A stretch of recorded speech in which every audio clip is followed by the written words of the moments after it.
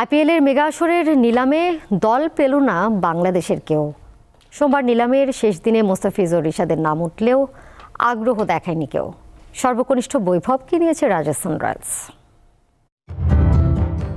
বাংলাদেশের 12 জন খেলোয়াড়ের নাম ছিল এবার আইপিএলের নিলামে। সেই তালিকায় সবার আগে নিলামে উঠেছিল মোস্তাফিজের নাম। তার ভিত্তিমূল্য ছিল 2 কোটি রুপি। তবে কাটার মাস্টারের প্রতি আগ্রহ দেখায়নি কোনো ফ্র্যাঞ্চাইজি। গত মৌসুমে চেন্নাই সুপার কিংসে খেলা মোস্তাফিজ এবার থাকলেন অবিকৃত। দ্বিতীয় বাংলাদেশি হিসেবে নিলামে উঠেছিল রিশাদ হোসেনের নাম। বিগ ব্যাশে দল পাওয়া এই লেগ স্পিনারকে কিনতেও কোনো ফ্র্যাঞ্চাইজি আগ্রহ দেখায়নি। তার ভিত্তিমূল্য ছিল 75 লাখ রুপি।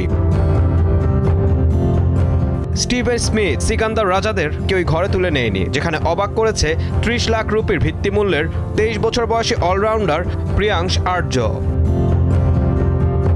মুম্বাই ইন্ডিয়ান্স ও রয়্যাল চ্যালেঞ্জার্স বেঙ্গালুরুর সঙ্গে পাল্লা দিয়ে শেষ পর্যন্ত তাকে 3 কোটি 80 লাখ রুপিতে কিনে নেয় সহমালিক প্রীতি জিন্তার পাঞ্জাব কিংস।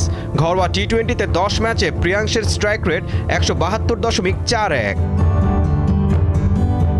এবারের আসর অন্যতম চমক ছিল 13 বছর বয়সী বৈভব সূর্যবংশীর নাম।